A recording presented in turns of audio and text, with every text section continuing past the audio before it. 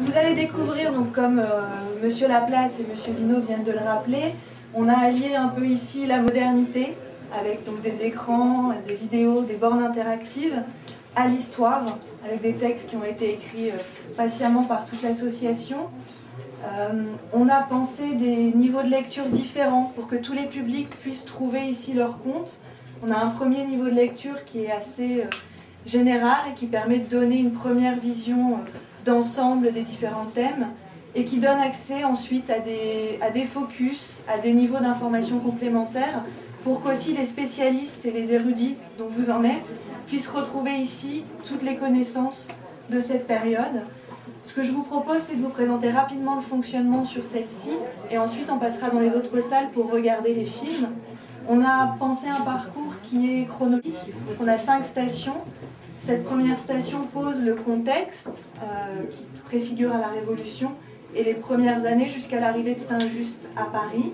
Dans la seconde salle, on a une borne qui présente son enfance et sa formation.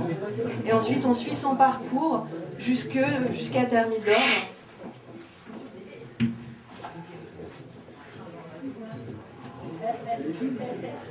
Donc, je vous laisse découvrir le clip vidéo qui introduit chacune des bornes.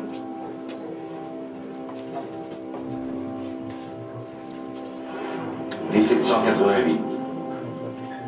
La France, un des pays les plus peuplés d'Europe, un des plus remarqués aussi par son rayonnement culturel.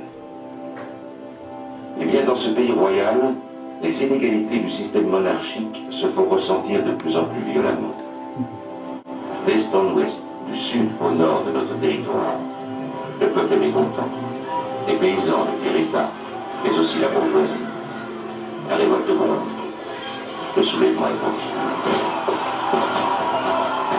Que se passe-t-il en 1789, dans l'Aisne où nous sommes aujourd'hui, sur cette terre de futurs révolutionnaires où sont nés, où ont grandi Condorcet, Babeuf, Desmoulins, Ronsin et bien sûr Saint-Just. La révolte est dans les esprits de beaucoup d'Axonnais, des incidents se multiplient, la révolution est en vie.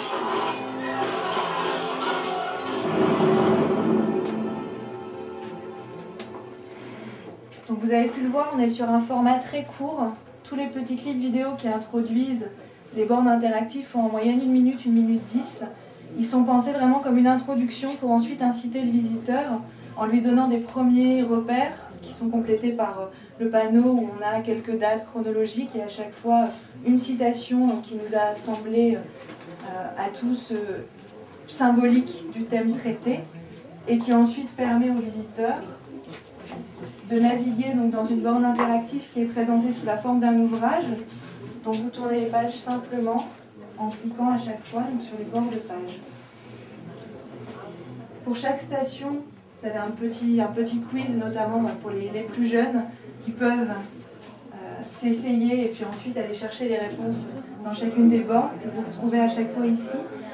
Chaque borne, peut-être pour vous le préciser aussi, donne accès à l'ensemble des programmes qui sont dans les différentes salles, tout simplement parce que si un jour on a un groupe de scolaires, pour que les élèves puissent être répartis en différentes stations et qu'ils puissent accéder du coup à l'ensemble des programmes. C'est-à-dire qu'elles sont toutes prévues à chaque fois pour une destination et vous pouvez après, là par exemple, on peut aller chercher la borne 2 qui se trouve dans la salle suivante.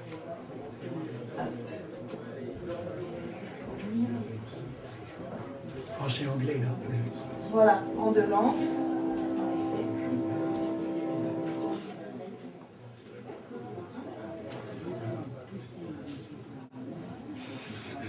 Donc pour chaque image, on peut à chaque fois l'agrandir en plein écran pour pouvoir prendre le temps de regarder le document d'un peu plus près.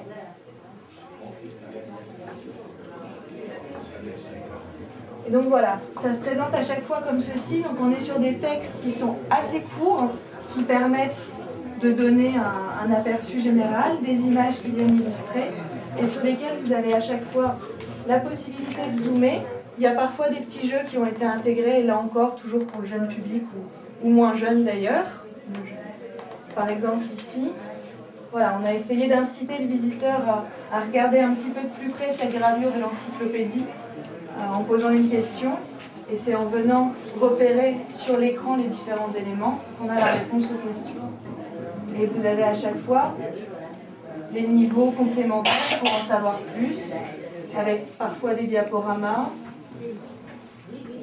comme ici. Parfois, juste des compléments d'information sur un thème plus spécifique.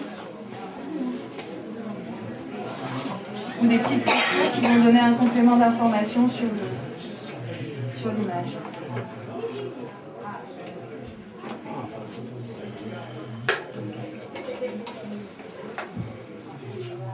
On retrouve les révolutionnaires que le monsieur évoquait tout à l'heure.